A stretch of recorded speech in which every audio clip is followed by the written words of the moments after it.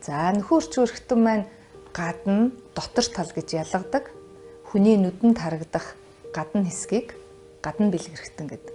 Энд охтын бэлгийн хурул, баг урул, хилүү ордог. За охин хальс гэж бид нар яриад байдаг. Энэ маань гадна дотн бэлгэрхтнийг зааглаж яадаг ийм нэмгэн хальс байгаа. За охин хальснаас дээш дотгошоо байгаа хэсгийг өөрөөр хэлбэл хүний нүдэнд ил харагдахгүй хэсгийг дотор бэлгэрхтэн гэдэг. Үүнд үтрээ, умайн хос гуурсан хоолой, хос өндөвч ордог. За энэ хөрчгөрхтний маань гол үүрэг бол хүүхэд тээх ийм үүрэгтэй. За энэ үүрэг бол өсвөр наснд хөгжиж эхэлдэгтэй холбоотой. Өсвөр наснд бэлгийн бойжилт эхлээд нөхөн үржих чадвартай болж хөгжил гүйцэтгэг. За бэлгийн бойжилтын хамгийн эхний шинж бол октод хөх хөгжих. 90% нь хөх хөгжих шинжээр илэрдэг. За 10% нь бол өмдгөнд ус ургах шинжээр илэрдэг. За ингээд хөхний хөгжил эхэлснээс хойш дунджаар 1.5-аас 2.5 жилийн дараа биений эм ирдэг.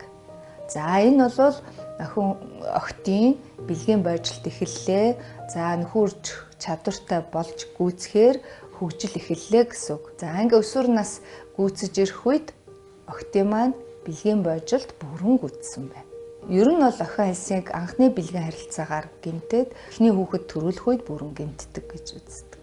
Охтын биений юм дунджаар 11-ээс 13 наснд ирдэг. 14 наснд хөхний хөгжил эхлэегүй, 16 наснд биений эм ирээгүй бол эмчид хандаж зөвлөгөө тусламж авах хэрэгтэй гэж үздэг.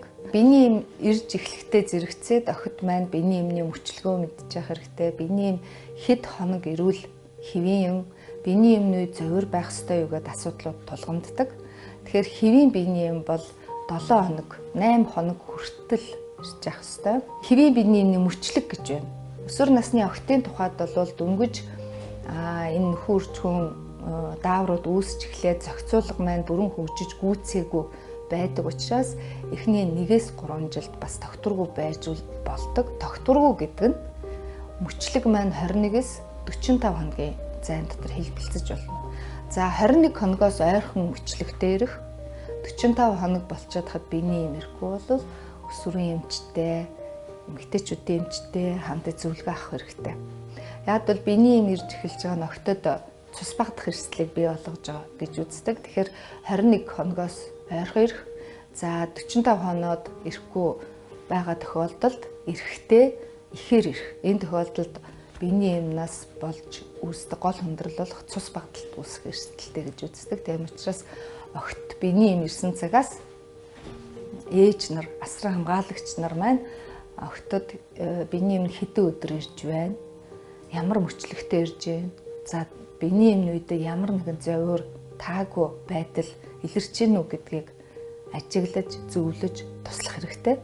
Охид өөрөө бас хуанлаа хөтлөөд мөчлөгөө хянаад хэвийн биш байвал эмчэд хандж байгаа.